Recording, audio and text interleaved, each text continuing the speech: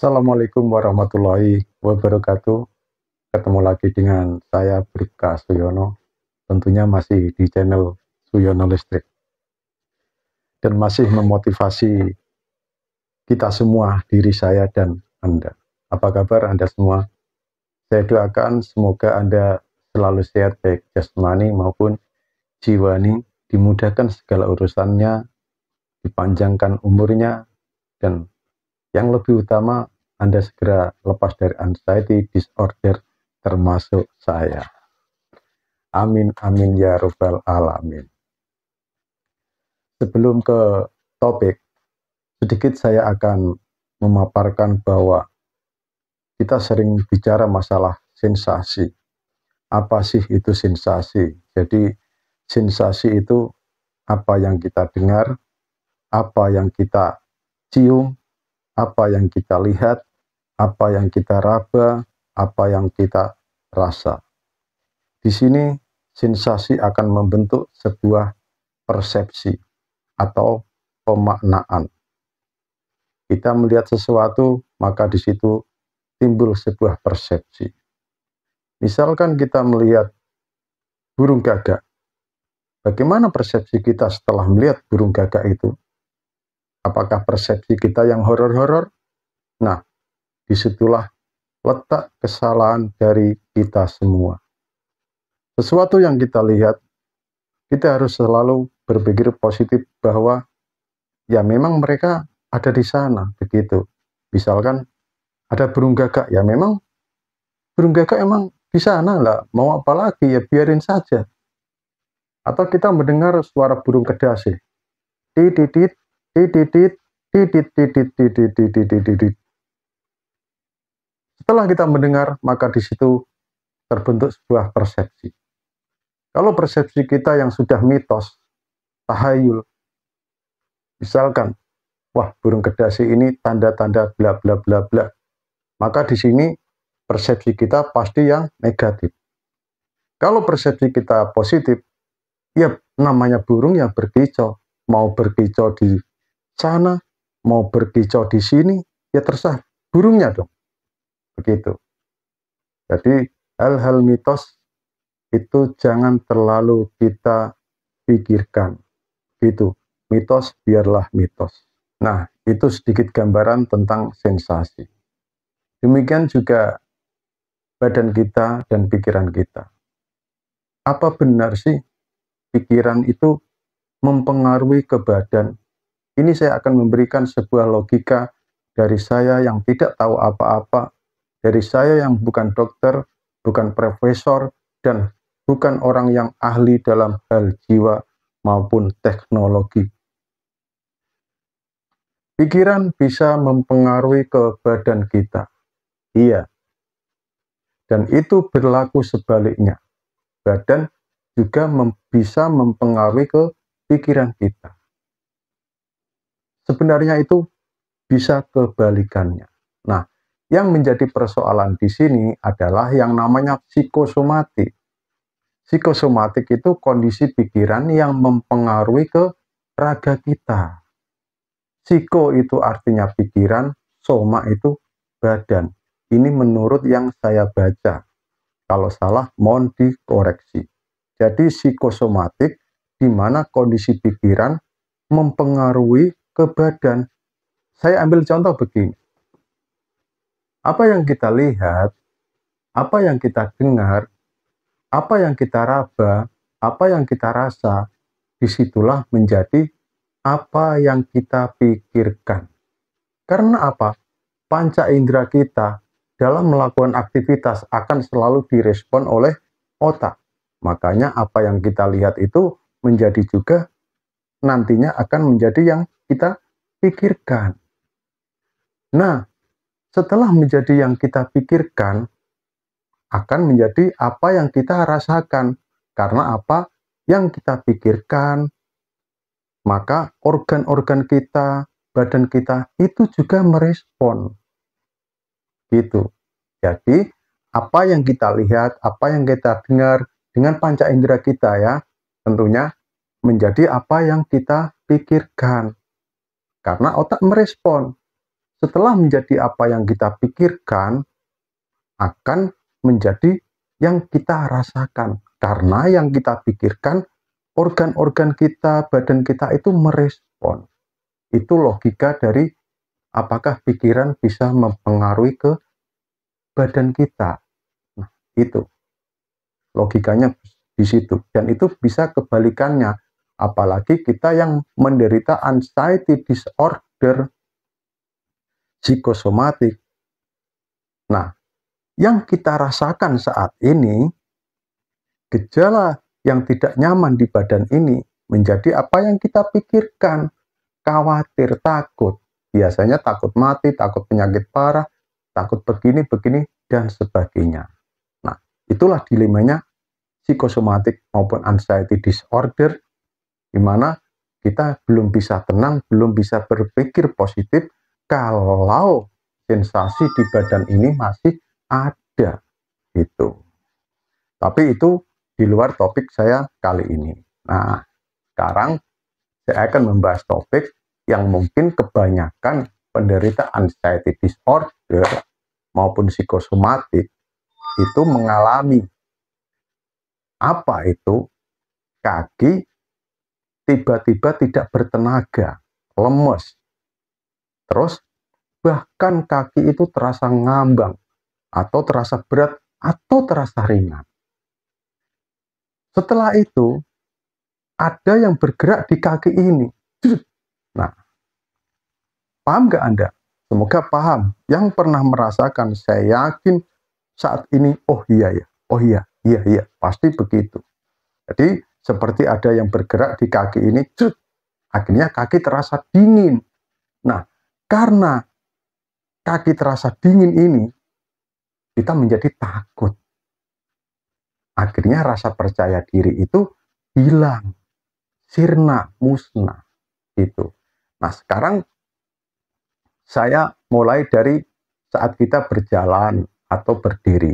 Karena apa? Kaki tiba-tiba lemas, tiba-tiba kayak tidak bertenaga, atau terasa ngambang, atau bahkan terasa berat, itu biasanya kita melakukan aktivitas jalan kaki atau berdiri. Nah, sekarang saat kita jalan kaki, yang alami anxiety ya, saya juga. Makanya saya bisa bicara karena apa? Saya pernah mengalami. Jadi tahu. Misalnya kita jalan, kaki itu belum kita angkat untuk jalan, itu kayak terasa mengangkat sendiri. Nah, kayak ringan gitu. Tuh, solusinya apa nanti saya utarakan di sini ya. Saya bicara sensasinya dulu. Bahkan saat kita jalan kaki, tiba-tiba kaki ini lemas, nggak bertenaga. Loh, seakan kita tidak bisa menopang berat badan kita. Nah, itu. Terus selanjutnya, saat kita berdiri, kadang itu kaki juga rasa berat, ya, rasa berat. Terus ya, kalau kita berdiri lama, biasanya itu juga berpengaruh ke kepala kita. Begini kayak, serasa mau pingsan kayak, itu. Itu saat jalan maupun saat berdiri. Dan masih banyak lagi, mungkin kelewatan karena saya lupa. Terus saat kita lagi nyantai, tiduran, mungkin kaki terasa dingin, ya, atau panas. Ini sebenarnya kaki dingin ini menjadi momok buat saya dulu. Kaki tiap hari kok terasa dingin, ya. Menjadi saya parno, ketakutan. Aduh, kenapa ini? Itu. Di sini memang saya nggak tahu penyebab pasti, karena saya bukan dokter. Dan saya nggak bisa melogika tentang kaki tiba-tiba dingin, kaki tiba-tiba lemas, tidak bertenaga, kaki ngambang, terus terasa berat. Itu saya nggak bisa logika. Kadang saya berpikir, ini logikanya apa? Sampai sekarang saya berpikir itu nggak bisa menemukan logika dari ini itu apa. Kecuali kaki dingin. Ada, termasuk kita kalau ketakutan itu terasa dingin. Tapi itu belum tentu. Kadang kita lagi nyantai, lagi rileks, kaki terasa dingin, atau ada yang bergerak. Nah, itu. Setelah bergerak ini, itu kayak ada yang bergerak. Itu terus merambat ke seluruh badan. Inilah memang sangat horor sekali, dan itu membuat saya rasa percaya diri itu sirna seketika kalau saya merasakan itu. Terus dulu Bapak melakukan ini pakai apa? Bagaimana caranya?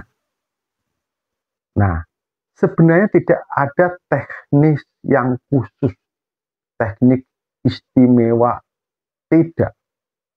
Saya dulu sering minum vitamin B kompleks, ya. B kompleks B1, B6, B12. Maaf sambil ngerokok dulu. Itu yang saya minum. Kalau dari makanan ya tentunya makanan yang banyak mengandung vitamin B itu.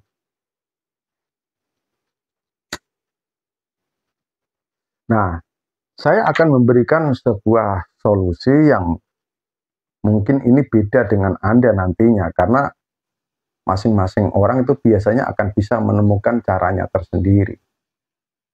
Misalkan saya dulu pernah jalan kaki, tiba-tiba kok kaki nggak bertenaga. Aduh, gimana?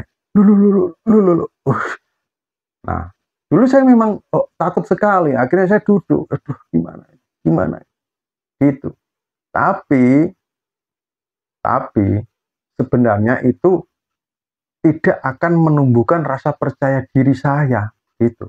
Kalau saya setiap kaki ini terasa tiba-tiba tidak bertenaga, kalau saya sering duduk, udah, saya nggak akan timbul rasa percaya diri.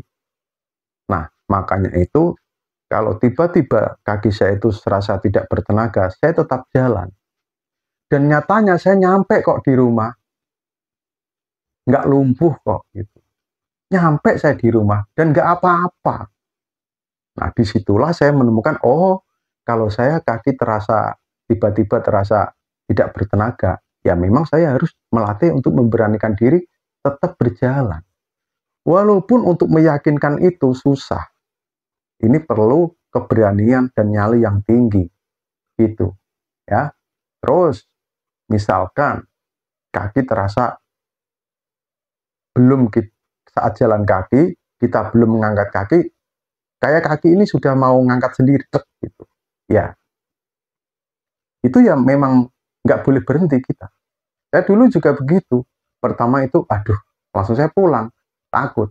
Tapi berjalannya waktu, ya udah, saya tetap lanjutkan jalan, walaupun ya kadang itu ada rasa ingin segera pulang. Tapi toh nyatanya saat saya jalan itu juga bisa kembali ke rumah dan tidak apa-apa. Yang menjadi momok buat saya ini, yaitu kalau ada terasa bergerak di kaki, di dalam ini, nggak tahu apa itu yang bergerak, kayak cut, terus tiba-tiba menjalar ke atas, dingin semua. Nah, itu memang susah saya itu. Karena apa? Itu terjadi secara tiba-tiba. Dan mau tidak mau, kalau saya merasakan itu, ya udah, saya mencoba tenang, walaupun itu nggak susah, gelisah tetap. Waduh, gimana? Dan semua itu nanti itu akan hilang dengan sendirinya. Sebenarnya gitu, kita hanya perlu melatih memberanikan. Hanya perlu melatih memberanikan. Itu ya. Sekarang saya alhamdulillah kalau jalan kaki kadang merasakan itu walaupun tidak sesering dulu ya, tapi saya tetap jalan. Tetap jalan, tetap meyakinkan bahwa tidak akan terjadi apa-apa kok. Saya yakin gitu. Kita mengafirmasi diri kita, mensugesti nggak apa-apa kok. Ya begitu-begitu saja. Gitu.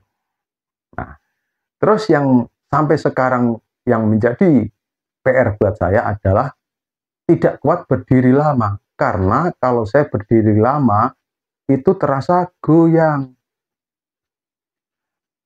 Kadang, kalau dulu sering. Nah, sekarang itu kadang saya merasakan itu.